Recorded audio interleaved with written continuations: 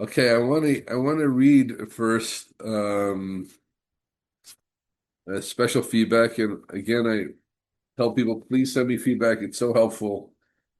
Just not it's helpful. I believe it's helpful for the sender. It's definitely helpful for me, and it's helpful for the VOD.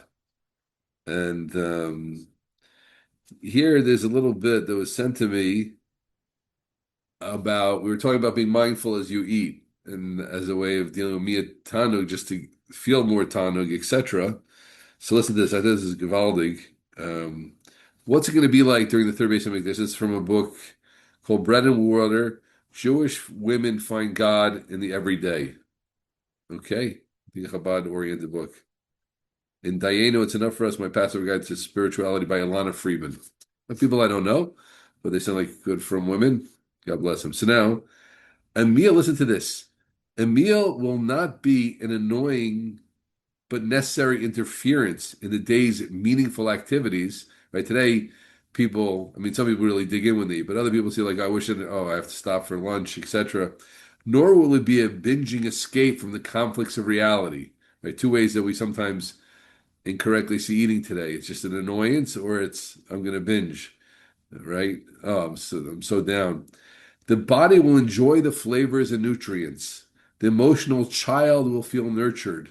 The soul will sense the blessings. This is the point I especially want. The soul will sense the blessings poured from God's open hand onto the table. Each meal will be an interweaving of gratitude, health, and pleasure. Each meal will be a dance with God. Very nice, huh? So I think that's the point. Now, this person was writing about the third base of Mikdash, but the idea is that this is something we can try to experience today.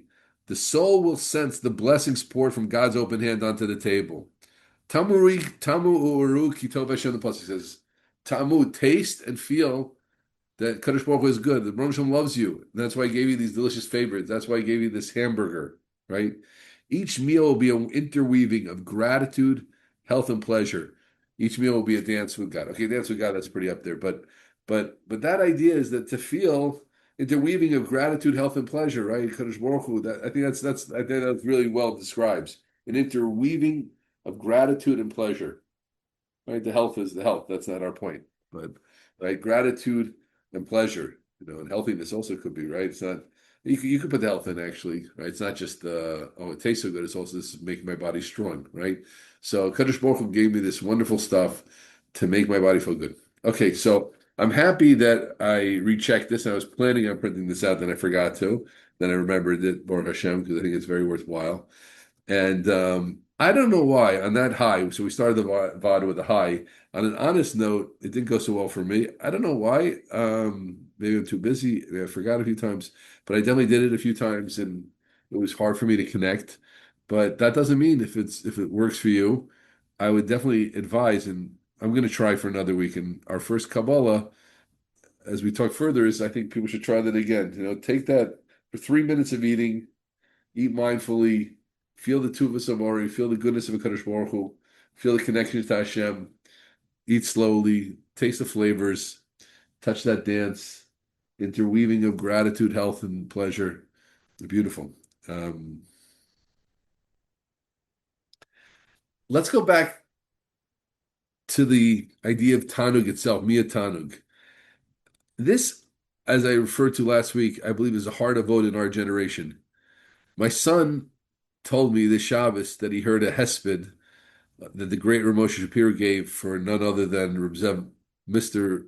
Reb Zev Wolfson, who of course was the one who was behind so much of the gear world, a multimillionaire, big businessman, multi-millionaire, and someone who put millions and millions of dollars into Kiruv and other things. He wasn't just Kiruv, he actually interestingly had one of the greatest kolim in Yerushalayim. That's was a lot of the kesher to Ramosh Shapiro. I know where it was before that, but Ramosh Shapiro had a kol from Mitsuyanim for outstanding students where my brother-in-law, two of my brother-in-laws were, and other people I know were in the kollel, and some kiruv came out from that kollel, some kiruv didn't come out from that kollel. That was always a question: is it conditional that you're there? But it was definitely had some type of kiruv angle. So Reb Zev Wolfson, Zal was a big man, a tremendous supporter. So Moshe, but here's the point I wanted to get to. Moshe was masbid him. Moshe eulogized him and said that the old generation and what's lacking in our generation, the old generation, a sense of mechuyev, you're obligated in things.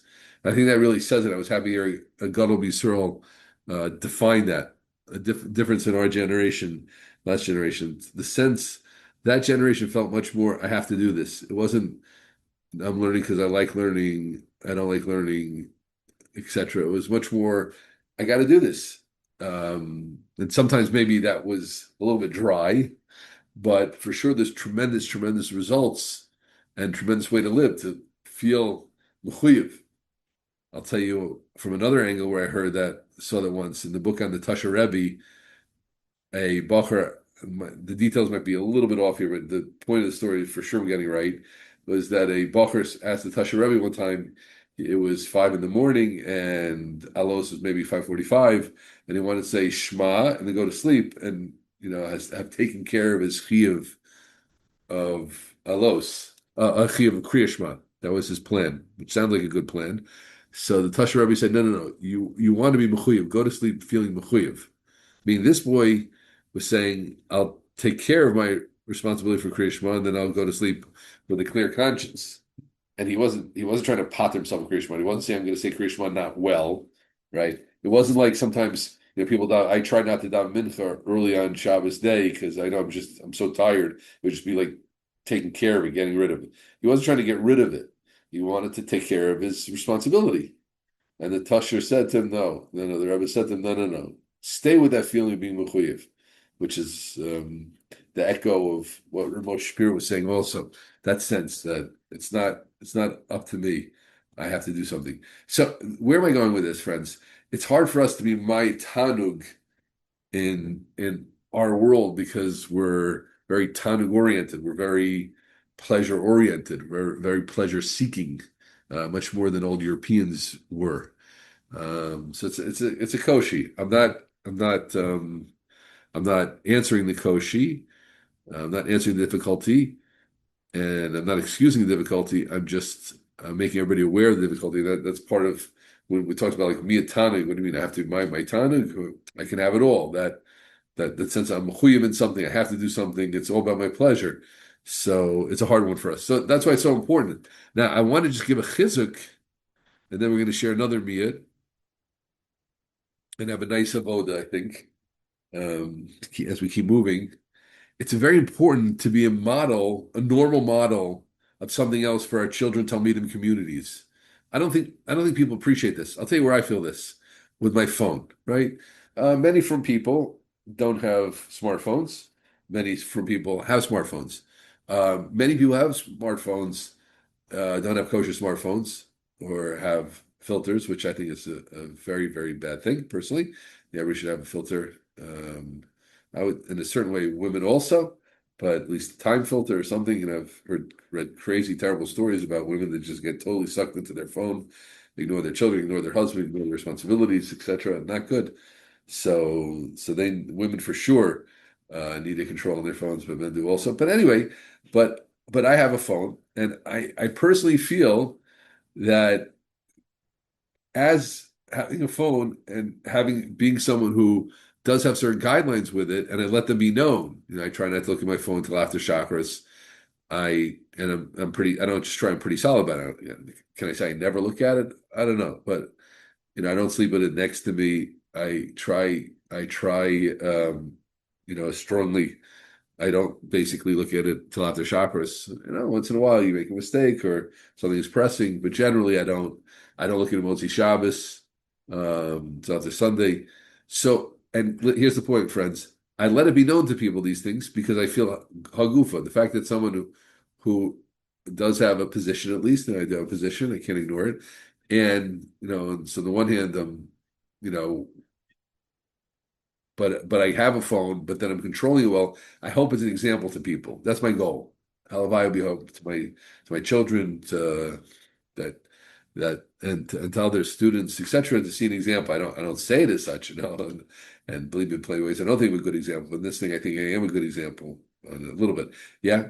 So I think that's important. So the same thing with this. if we can be ma'it with Tanug and whatever sense that you can, there's one thing called going with the generation, which is very, very important to understand. Like I was just saying, to understand the generations. If you like davening and thank you Hashem Minyan and that, etc., that that's fine. To get the vibe, you have to get it's an important person that understands the vibe of where people are at, where he lives, where she lives. But to be above it a little bit and to be an example is very, very big. You don't know how big it is, right? So I'll give you an example. Let's say a family lives in a community and everybody for their bar mitzvah has to spend $15,000 or whatever, the crazy stuff. And this family stands up and they're normal. Again, if they're just like misfits, excuse me for saying like that, so then it doesn't make such an impression. Okay, they're the misfits. But if they're part of the community and without gaiva, they're still standing with a different standard. It's huge. You don't know how much that turns someone else to say, like, oh, they didn't go all out for their bar mitzvah. They didn't have to have 50 meat boards and all this crazy stuff. And they still had a beautiful simcha. We can do that also. It's a very big thing in Klal Yisrael to cop that. A lot of people just complain. Everybody loves to complain about situations. Too much this, too much, too much, too much. As opposed to complaining, spend more energy thinking how you can help fix things. Now, you're not going to fix the world. You can't fight City Hall. There's very, very strong reasons. There's so much gashmis, for example, or so much tanug, and so much less, so much. These are deep things that are going on. But what I'm trying to give is a personal chizik for people to be above it.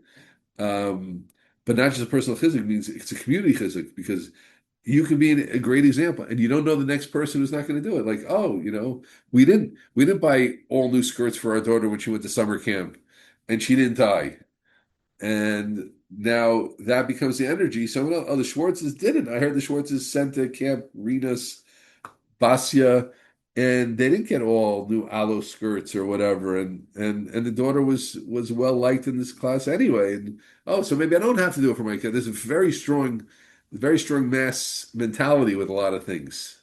Yeah. I don't know what inspired me to speak about this now, but I think it's a good thing. The reason I'm speaking now is in Mia Tanug. So, friends, what I'm trying to say is the person who can live with Mia Tanug a little bit and a sense of being a mechuyev and all that, and besides the fact that it's going to help your Kabbalas Torah and your Kinyan Torah, you're doing a big thing for the generation also. And the more you're involved in your community, and yet still, you have your own standard, not with gaiva and not with separatism and not with, looking down on others, but, our mishpacha doesn't do it like that. It's very, very big, in my humble opinion. Okay, I want to share another miyat, and then we'll wrap it up for today. The other miyat is miyat tzchok, not too much joking. Yeah, we know that there's a thing about in this world we don't fill our piv, right? A good joke, a good comment, milsa de mechusa, like the Gemara talks in Shabbos about milsa de mechusa starting a shir. Many speakers today give a good joke at the beginning of a speech, in the middle of a speech. Also, some say also keep things going. It opens the heart a little bit. Yeah, that's for sure. There's muckum for things like that, definitely. But just all out, slapstick craziness, laughter, etc.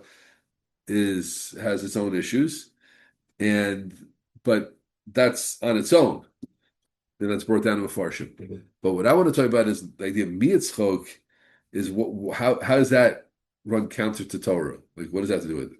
So again, I believe this is lashon of the Maral. Schok muflug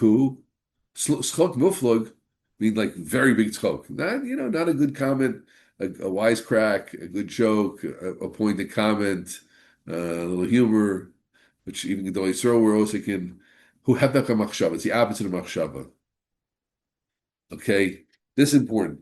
Just you see this, like, I hate to say it, and I hope everybody loves me anyway. Like, I get slapstick humor. My wife doesn't find it funny at all. Like, what's funny about that, right? So I have a low tolerance. I mean, I don't know low tolerance what the right word is, but I have a silly side to me, so I can get it, right? But that's hepekach machshava, right? That's not. When you think about a good joke, is like it's somehow it's not just like stupid, or like I hate to say, for sure not for B'nai B'nos Torah, but a lot of comedians we know that they make sex UAL humor. That's how they're that's where they have to go to make something funny, right? That's very low level. That's very low level on a humor level, right? That means you can't be funny yourself. You just have to use the F word or speak inappropriately. And oh wow, did you hear what he said there? Something.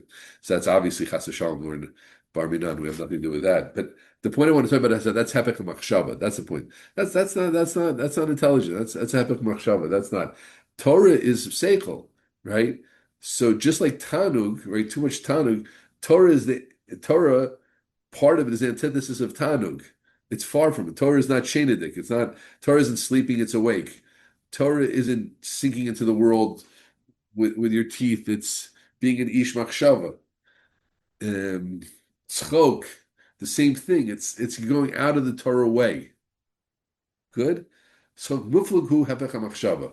So muflagu hepech machshava. Like crazy laughter. It's not wise. Yes, everybody gets that? Eric, you understand what I'm saying? That's why it's one of the Kinyanei HaTorah. Not too much joking, too much narishkeit, too much. Your head's all over the place. Too much. A Torah to get head. All right, a Ben Torah, like Rabbi Schoonmaker, one of my mentors used to say, a Ben Torah goes to sleep with a question, he wakes up with an answer. Your head is in somewhere else. I'm trying to work out a Rashi. I'm trying to work out a Tosas. Trying to understand a Maral. Trying to go into a Rashi and Chumash. Trying to think about what my Rav said. That's where my head is. Tzchok, okay, good joke, keeps you going, keeps things like be de jour, a little peppiness. Variety is the spice of life. That's good, but just like slapstick silliness, foolishness, that doesn't have a place. So tepe machshava. Now he adds a line here, and this is the one I want to make a kabbalah about. I think it's cool. Vein doma l'simcha shikaro belev. Okay, this is a kitzer. I'm reading a kitzer. I have to tell everybody. It's my notes. I didn't check the source, but I think this is the point. It's not doma l'simcha shikaro belev. Simcha is in the heart. Now, here's the point I want to focus on. We today are constantly looking at simcha as outward. We're dancing in shul, which I also like to do. We're singing out loud, which I also like to do, right? But I've seen this in other places also, that the ikar simcha is in the heart. Yishrei leiv simcha, Yishrei leiv. One of Yasha leiv is simcha, right? Tzchok is outside. So I thought this would be a tremendous thing for us to work on over the week, to try to think about the difference between like a joke and inner joy, and try to find it in ourselves. Because I think here's the point I'm getting at, friends. I think we miss sometimes, and we equate jokes with joy, right? And that's it. And there's a danger in that. Jokes or outward stuff. Jokes. I'm saying singing also, not necessarily my inner joy. So I want everybody to work over this week in trying to find. And I'll give you a proof, right? I think you can definitely imagine a comedian who's very, very funny, but who's depressed. I hope that for all of us, that's not a stira. Well, why is he so depressed? He's such a funny guy, right? He can make fun of anything. Why is he depressed? Because we understand that no. He's bechitzonius. He knows how to make tzchok. He knows how to machazik, like you say in Yiddish. He knows how to make a joke of everything, but inside he's not necessarily happy. So we're looking for simcha. So I think in order to be mayid in our tzchok, we want to be happy. So we're marbid b'tzchok. No. You don't have to be marbid b'tzchok to be happy. You have to be marbid b'simcha. So find the simple belief. So that's our second. So here's the two-part Kabbalah for this week, friends. Number one is to continue with the 3 minutes on 3 minutes of tanug while eating, right? Again, that's reminding us what owning is in a good way, and then hopefully we know how to be mayed a little bit to get to touch the sugi of tanug in a good way. And in mitzchok, I want to try that. I want to try everybody spend time. I hope everybody appreciates.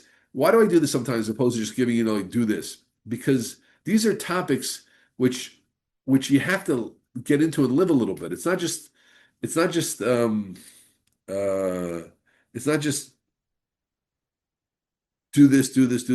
it's Islamdus. You have to start to find these topics a little bit and think about it. So that's why I often will leave something. I know it's a little bit more open-ended than do this 10 times, conditional. A lot of times what I heard from life, there wasn't conditional. There's a way to conditionally work on yourself, improve your habits, which is very, very good for sure, more habits, but that's, condition yourself. It's something called understanding the sugyas. So conditions don't necessarily doing something conditionally doesn't necessarily get a person into the thinking. So what I often go to, I try both, but often in the Vaad, what I'm giving everybody's like it's opening this topic up. I don't know when the last time you or me thought about the difference between tzchok and simcha. I don't know when the last time you or me tried to experience what's tzchok and what's experience what's simcha, right? Me included. And that's why, so to me, it's like, wow, this is a great lashon. What else saying? Simcha ikar b'lev. Simcha's in the heart. Tzchok's outside. So let's work on trying to find that. Don't just another idea, another mitzvah, another thing to say over, another Dvar Torah. It's not a Dvar Torah. It's something I can live with. So you have to find it, and you have to find it yourself. You have to see it. I have to find it myself. Okay, so that's the second thing. We're going to continue with the three minutes a day of eating with mindfulness and with tanug in that nice way. One thing, and the other thing we got to do, friends, is we got to start looking for finding in ourselves the difference between outward tzchok and inner joy. Okay, beautiful. So I wish everybody hatzlacha. We'll see you next week, our last Vaad before Shavuos. Shalom, shalom.